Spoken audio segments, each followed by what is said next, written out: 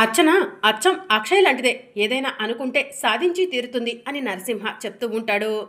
ముత్తైదుకి వాయినం ఇవ్వాలని చెప్పి ఎంతగానో ఎదురు చూస్తున్నాము. సమయానికి వచ్చావమ్మా అని చెప్పి సుజాత అమ్మవారిని అంటూ ఉంటుంది. ఈరోజు వరలక్ష్మి వ్రతం కదమ్మా. ఎవరు పిలిస్తే వాళ్ళ ఇంటికి వెళ్తాను. వాయినం ఇస్తే తీసుకుంటాను.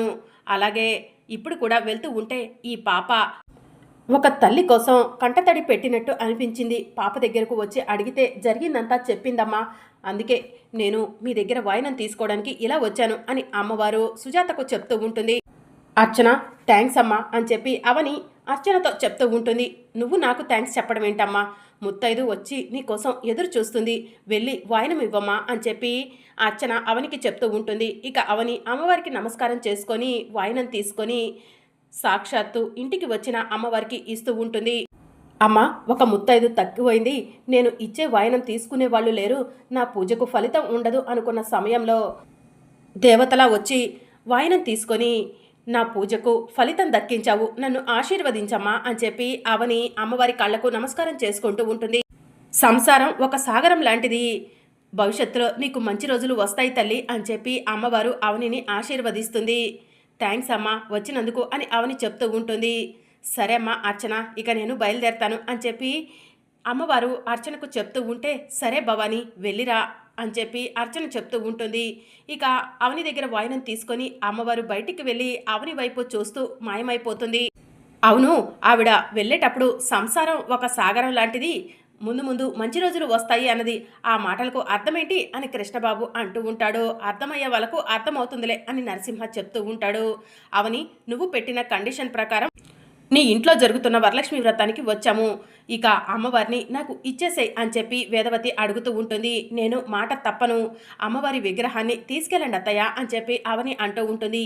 ఇక వేదవతి అమ్మవారి విగ్రహం దగ్గరికి వెళ్ళి అమ్మవారికి నమస్కారం చేసుకుంటూ, అమ్మ, జాతరలో కోపం వల్ల నేను నిన్ను దూరం చేసుకున్నాను. అప్పుడు నేను ఉన్న పరిస్థితి ఏంటో నీకు తెలుసు కదమ్మా.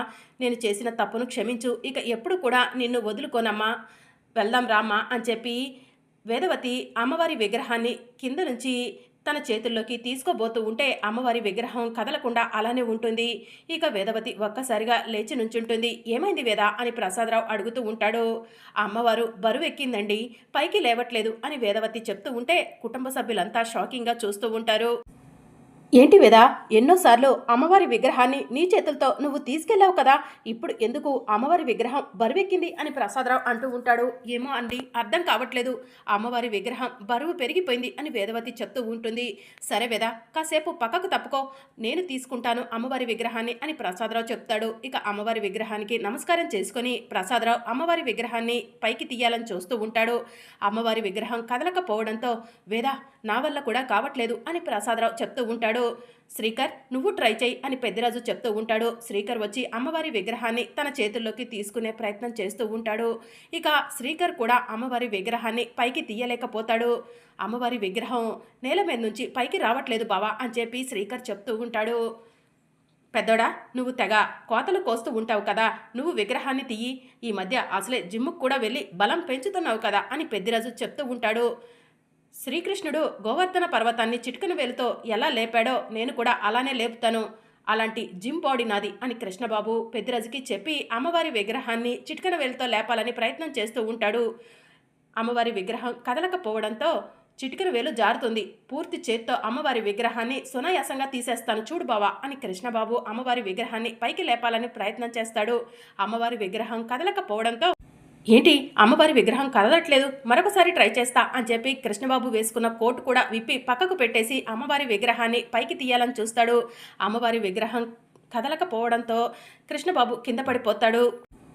బావా, నా వల్ల కూడా కావట్లేదు, నువ్వు ట్రై చేయి అని చెప్పి కృష్ణబాబు పెద్దిరాజుకు చెప్తూ ఉంటాడు.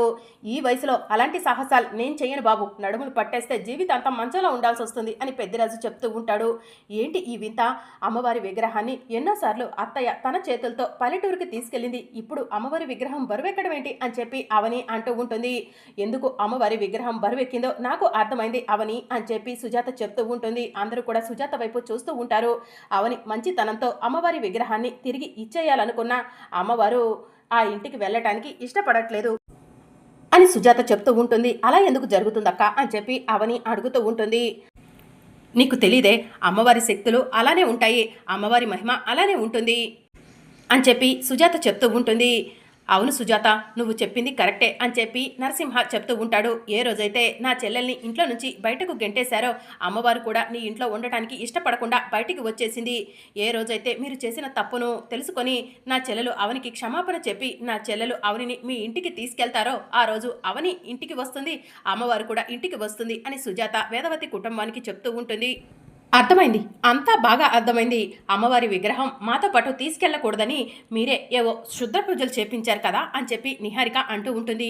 పిచ్చి పిచ్చి కూతలు కూసావంటే కొట్టేనంటే గోడ కతుక్కుంటావు అని చెప్పి సుజాత చెప్తూ ఉంటుంది. ఏంటి, నా భార్యనే అంత మాట అంటావా అని చెప్పి కృష్ణబాబు అంటూ ఉంటాడు. నోటికి అన్నం తినేవాళ్ళు ఎవరు అలా మాట్లాడరు, గడ్డి తినేవాళ్ళు మాత్రమే అలా మాట్లాడతారు అని చెప్పి నరసింహ కృష్ణబాబుని అంటూ ఉంటాడు. అత్తయ్య, నా తప్పైతే ఏదీ లేదు. నేను అమ్మవారి విగ్రహాన్ని మీకు ఇచ్చేద్దాం అనుకున్నాను, కానీ ఎందుకు ఇలా జరిగిందో అర్థం కావట్లేదు అని చెప్పి అవని అంటూ ఉంటుంది. సుజాత గారు చెప్పినట్టు అమ్మవారు మీరు ఇద్దరు ఒకేసారి ఇంట్లో అడుగు పెట్టాలనుకుంటుందేమో అమ్మవారు అని చెప్పి అర్చన చెప్తూ ఉంటుంది. నా కంఠంలో ప్రాణం ఉండగా అది జరగదు అని చెప్పి వేదవతి చెప్తూ ఉంటుంది. నువ్వు మమ్మల్ని మోసం చేశావు, మాకు అన్యాయం చేశావు, అమ్మవారిని తిరిగి మా ఇంటికి ఎలా తీసుకొచ్చుకోవాలో నాకు తెలుసు అని చెప్పి వేదవతి కుటుంబ సభ్యులకి చెప్పి ఏమండి రండి వెళ్దాం అని చెప్పి అంటూ ఉంటుంది. అందరూ కూడా వెళ్తూ ఉంటే ఆగండి అత్తయ్య, అందరం కలిసి భోజనం చేద్దాం అని చెప్పి అవని అంటుంది. ఏం అవసరం లేదు అని చెప్పి వేదవతి కోపంగా అక్కడి నుంచి వెళ్ళిపోతుంది. అక్క, అమ్మవారి విగ్రహం కదలకపోవడం ఏంటి, అంత ఆశ్చర్యంగా ఉంది అని చెప్పి అవని సుజాతను అంటూ ఉంటుంది. అంతా అమ్మవారి లీలే అవని, అమ్మవారు నిన్ను విడిచి వెళ్ళాలనుకోవట్లేదు అని సుజాత చెప్తూ ఉంటుంది. ఇక మరోవైపు అవని నిహారిక దగ్గరకు వెళ్ళి ఇదంతా నువ్వు చేసిన ప్లానే కదా అని చెప్పి అడుగుతూ ఉంటుంది. నేను చేసిన ప్లానా? అమ్మవారి విగ్రహాన్ని అడ్డు పెట్టుకొని అందరినీ ఇంటికి రప్పించుకున్నావు, నీదా ప్లాను నాదా అని చెప్పి నిహారిక అడుగుతూ ఉంటుంది. ఆ మాట గురించి నేను అడగట్లేదు, ముక్కు పుడకను దొంగతనం చేయడానికి ఇద్దరు ముత్తైదులను తీసుకొచ్చింది నువ్వే కదా అని చెప్పి అవని నిహారికను అడుగుతూ ఉంటుంది. నాకు అంత అవసరం లేదు, పిచ్చి పిచ్చిగా మాట్లాడకు అని నిహారిక అంటుంది. లేదు, నువ్వే ఆ ముత్తైదుల్ని తీసుకొచ్చావు, వాళ్ళు నిజం బయటపడగానే నీ వైపు చూశారు, నువ్వు వాళ్ళను భయపెట్టడం, నీ మొహంలో కంగారు అన్నీ కూడా నేను గమనించాను అని చెప్పి అవని చెప్తూ ఉంటుంది. ఇష్టం వచ్చినవన్నీ ఊహించుకోకు అవని అని చెప్పి నిహారిక చెప్తూ ఉంటుంది. పూజలు చేస్తున్న నాకేమో అమ్మవారు కష్టాన్నిస్తుంది, ద్రోహం అన్యాయం చేస్తున్న నీకేమో సుఖాల్నిస్తుంది అని చెప్పి అవని నిహారికను అంటూ ఉంటుంది. జాతక ప్రభావం అవని అని చెప్పి నిహారిక చెప్తూ ఉంటుంది. నిన్ను ఎన్నోసార్లు క్షమిస్తూ వచ్చాను, నేను త్వరలోనే మళ్ళీ ఆ ఇంట్లో అడుగు పెడతాను, నేను అడుగు పెట్టిన తర్వాత మొదటగా చెయ్యబోయే పని నిన్ను ఇంట్లో నుంచి బయటకు గెంటేయటం అని అవని నిహారికకు వార్నింగ్ ఇస్తుంది. సరే చూద్దాం అని చెప్పి నిహారిక అంటుంది. ఇక నిహారిక అలా అనటంతో పోవే అని చెప్పి అవని తన దారిన తాను వెళ్ళిపోతూ ఉంటే నిహారిక తన దారిని తాను వెళ్ళిపోతుంది. ఇక వేదవతి ఇంటికి వచ్చి ఒంటరిగా కూర్చొని ఆలోచిస్తూ ఉంటుంది. అవని మోసం చేసింది, మన అందరినీ కూడా తన ఇంటికి రప్పించుకొని ద్రోహం చేసింది అని వేదవతి అంటూ ఉంటుంది. ఇంకా చెప్పాలంటే కాళ్ళ దగ్గరకు తెప్పించుకుంది అని చెప్పి కృష్ణబాబు అంటూ ఉంటాడు.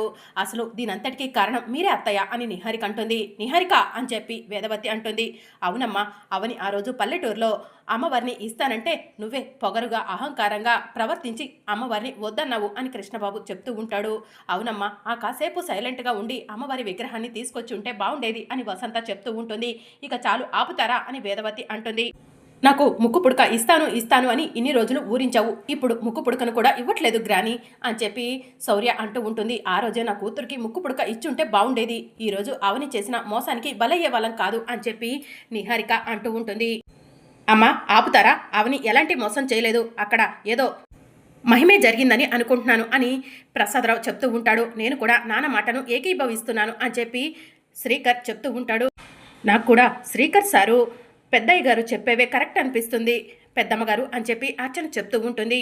అత్తయ్య గారు, మీరు ఒక విషయం గమనించారో లేదో, అవనిని అక్షయ్ను ఏ రోజైతే ఇంట్లో నుంచి మీరు బయటికి గెంటేశారో ఆ రోజే మీకు అందరూ ఇస్తున్న గౌరవం మర్యాద తగ్గిపోతుంది అనుకున్నాను అని చెప్పి పెద్దిరాజు చెప్తూ ఉంటాడు. ఇన్ని రోజులు అందరూ మిమ్మల్ని గౌరవించేవాళ్ళు, మీరు చెప్పిన మాటే వేదం అనేవాళ్ళు, అలాంటి వాళ్ళు ఈరోజు మీరు చేసింది తప్పు అంటున్నారు, గమనిస్తున్నారా అత్తయ్య గారు అని చెప్పి పెద్దిరాజు చెప్తూ ఉంటాడు. అసలు ఏదో జరుగుతుంది, ముందు ముందు భవిష్యత్తు ఎలా ఉంటుందోనని భయంగా ఉంది అని ప్రసాదరావు చెప్తూ ఉంటాడు. ఇక అప్పుడు అర్చన అలా నడుచుకుంటూ పూజా మందిరం దగ్గరకు వెళ్ళి తాళపత్ర గ్రంథాలు ఉన్న పెట్టెను చూస్తూ అమ్మ ఈ కుటుంబం కోసం ఎంత మంచి చేయాలని చూసినా కూడా అందరూ అపార్థమే చేసుకుంటున్నారు, అసలు ముందు ముందు భవిష్యత్తులో ఏం జరుగుతుందో తెలుసుకోవాలంటే ఆ తాళపత్ర గ్రంథాలను చదవాలి అని అర్చన మనసులో అనుకుంటూ ఉంటుంది. అత్తయ్య గారు ఇదంతా కూడా కర్మ సిద్ధాంతమే, మీకు అర్థమవుతుందో లేదో అని పెద్దిరాజు వేదవతిని అంటూ ఉంటాడు. మరి అప్కమింగ్ ఎపిసోడ్లో ఏం జరగనుందో తెలుసుకోవాలనుకుంటున్నారా? అయితే ఛానల్ను సబ్స్క్రైబ్ చేసుకొని సపోర్ట్ చేయడం మర్చిపోకండి. Thank you for watching.